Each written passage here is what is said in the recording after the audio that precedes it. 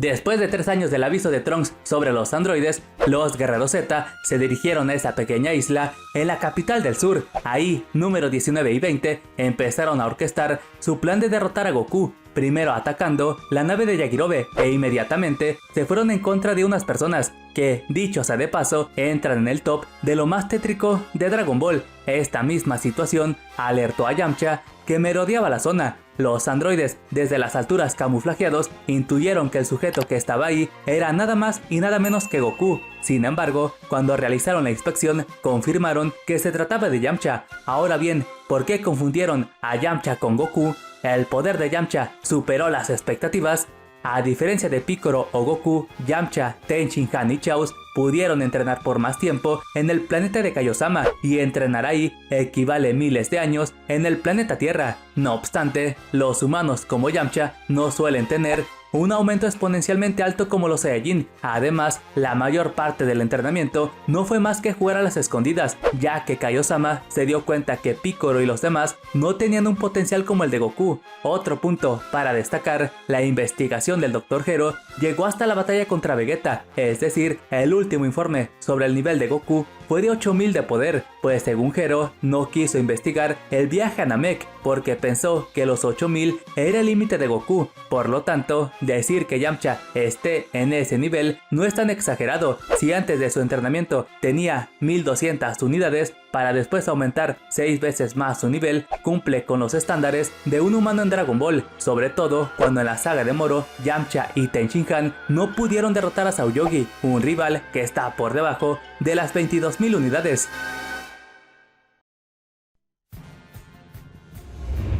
La fuerza de los androides 19 y 20 ha sido bastante cuestionable, desde colocarlos al nivel de Goku Super Saiyajin de la saga de Namek como al 100% de Freezer, pero ambas deducciones están alejadas de la realidad. En primer lugar, número 19, por increíble que suene, es más débil que el androide 20. Si bien es cierto que 19 pudo darle complicaciones a Goku, fue porque ya estaba rebasado por su enfermedad del corazón, y Vegeta podía haberlo vencido rápidamente, solo que quiso confirmar cómo es que absorbían energía, y eso le valió para perder parte de la suya, y por eso le pidió a Krillin que le diera una semilla. De lo contrario, no podría vencer al Dr. Gero, un Dr. Gero que sin absorber energía estaba muy por debajo del 100% de Freezer. Lo mismo pasa con número 19, aunque pudieron aumentar su poder, la energía que lograron no les valió para superar a Piccolo, ni mucho menos a Goku y Vegeta Super Saiyajin. Recordemos que, para este punto, Piccolo aún no se fusionaba con Kamisama, por lo que seguramente ni Piccolo estaba al nivel del 100% de Freezer.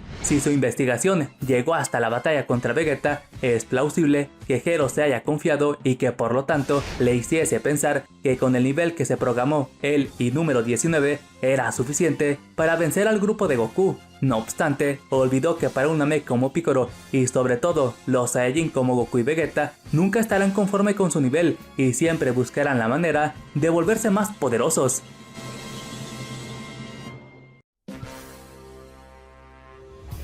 El futuro de Trunks, además de tener un desenlace muy triste en sus diferentes versiones, también hay varios mitos detrás de este universo alternativo. Uno de ellos, Vegeta logró el Super Saiyajin cuando en realidad nunca pudo acceder a la transformación y terminó siendo derrotado por los androides junto con los demás guerreros Z. Otro de ellos, Gohan se transformó en Super Saiyajin con la muerte de Piccolo.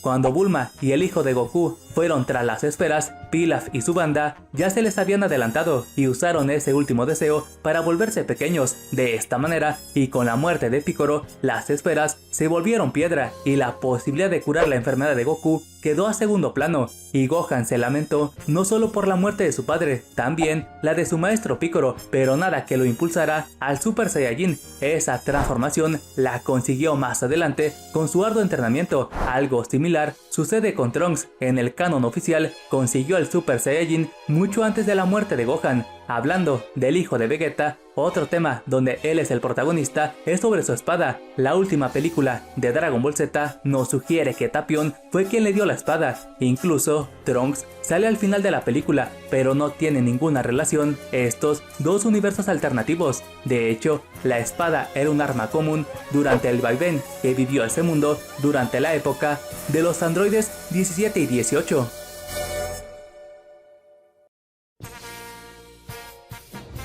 A partir de la llegada de Raditz, el maestro Roshi dejó de ser un personaje recurrente en las peleas, y aunque su nivel no era su fuerte, su experiencia pudo haber sido de gran ayuda en los combates posteriores. Sin embargo, él mismo durante la saga de Cell declaraba la impotencia de no poder hacer nada para ayudar a los demás, pero más adelante, en la resurrección de Freezer, en el torneo del poder, como en la saga de Moro, Roshi sí pudo ser parte del equipo, porque ahí sí participó, pero no en Dragon Ball Z. Mientras que en Dragon Ball Super se enfrentaba a rivales a modo, como los soldados de Freezer, y en el torneo no se podían matar a los participantes, y en la saga de Moro se enfrentó a los esbirros del villano, por lo tanto no hubo como tal una amenaza de que Roshi se sacrificara en el combate. Caso contrario, pasaría en la saga de Cell. Si Roshi hubiera intervenido, es posible que muriera. Cell podía haberlo derrotado fácilmente y Uma Fuba no iba a ser una opción viable, y en la saga de Majin Buu nada pudo hacer cuando Super Buu se comió a todos en el templo de Kamisama.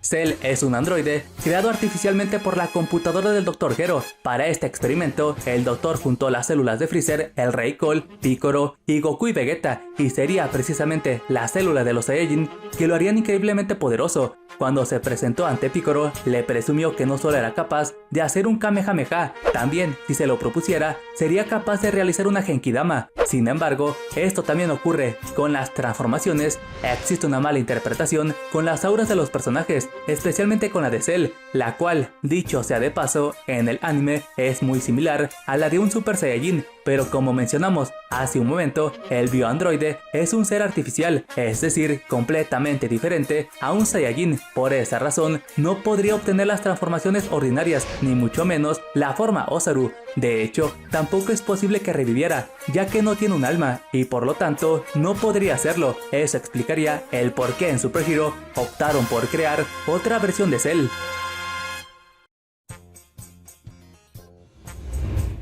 A diferencia del Super Saiyajin, donde todos los aspectos se multiplican, con los grados no sucede lo mismo. Estas transformaciones, si bien aumentan el poder del Saiyajin, no están bien equilibradas, mientras que el Super Saiyajin Danny Dankai puede tener un multiplicador más allá que la fase 2, no se aprovechan al máximo todas las cualidades, ya que se prioriza el poder antes que cualquier otra cosa. Durante su entrenamiento en la habitación del tiempo, Vegeta se dio cuenta que esta fase, si bien ganaría mucho poder, no serviría para un combate largo, ya que la masa muscular aumenta gradualmente, y lo confirmó cuando descubrió el Super Saiyajin Daisan Dankai, fase donde literalmente se pierde la velocidad. Por esa razón no la utilizó contra Cell. Trunks en cambio sí la usó porque ingenuamente pensó que con esa fase había superado el límite del Super Saiyajin, pero estaba tan equivocado y fue el propio Cell que se lo dijo. A pesar de que Trunks era más poderoso, no podía vencerle porque estaba limitando su capacidad y su desgaste de energía era brutal. Así pues, el Super Saiyajin Daisan Dankai será la que más poder le brinda al usuario, pero resulta ser una fase inservible para los combates. Goku lo dedujo cuando recién la descubrió y prefirió potenciar su Super Saiyajin antes que intentar una estrategia que estaba condenada al fracaso.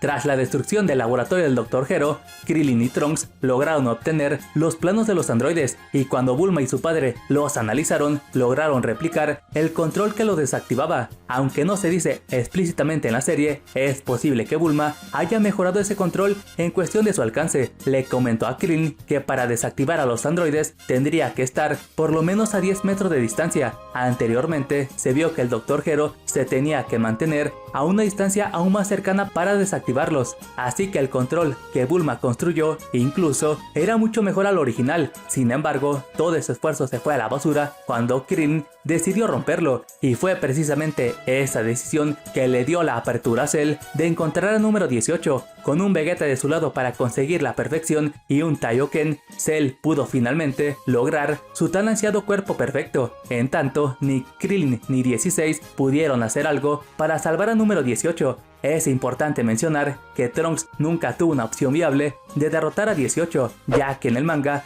no pudo llegar a donde se encontraba, pues de hacerlo, es posible que Trunks no dudaría para derrotarla. Si algo buscaba el joven del futuro era evitar a toda costa que el presente viviera una época como la de su futuro alternativo.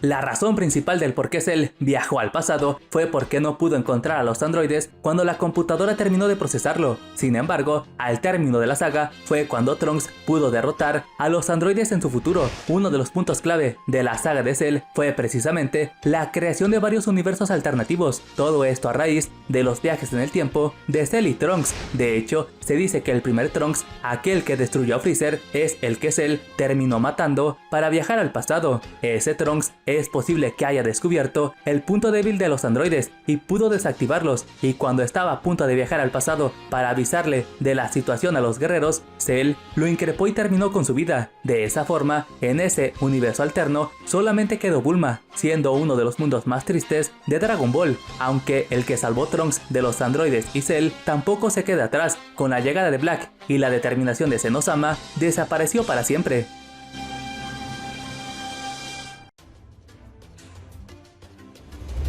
Tras recibir el Kamehameha, la parte superior de Cell se desintegró y aunque pudo regenerarse, eso le costó una gran cantidad de energía.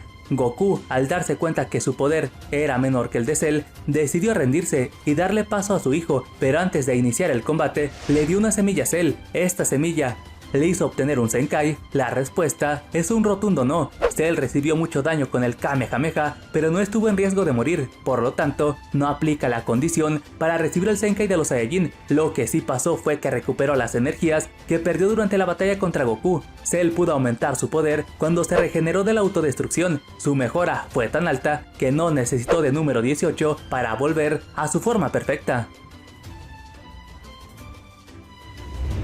¿Podía Goku derrotar a Cell perfecto si usaba el Kaioken? Aunque parecían igualados en poder, Cell era más poderoso que Goku Super Saiyajin, pero si el protagonista hubiera combinado el Super Saiyajin con el Kaioken, así como lo hizo en el torneo del otro mundo, habría tenido el poder suficiente para derrotar a Cell perfecto. Pero eso sí, no tendría que desperdiciar el tiempo y no dejar que Cell se regenerara, porque de hacerlo, Cell podría aprender el Kaioken, así como lo hizo con la teletransportación, y con esa técnica de su lado, ni el Super Saiyajin 2 de Gohan sería capaz de vencerle.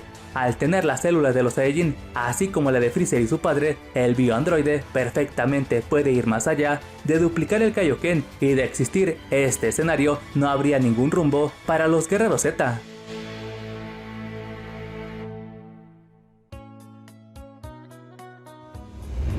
Los resultados del entrenamiento en la habitación del tiempo impulsaron a Gohan a ser el guerrero más poderoso, y sí, tan solo en Super Saiyajin ya era más poderoso que Cell perfecto. Sin embargo, como a Gohan no le gusta pelear, se rehusaba a continuar con los juegos de Cell, pero tras haberle provocado, Gohan se volvió aún más poderoso. Por esa razón, con tan solo 2 golpes, Cell estaba fuera de combate. De hecho, ni con el superpoder que logró tras sobrevivir, no pudo superar la fase 2 de Gohan. Le pudo complicar el choque de los Kamehameha porque estaba lastimado de su brazo. De lo contrario, Gohan no iba a tener ningún problema de vencer por segunda ocasión al bioandroide Cell.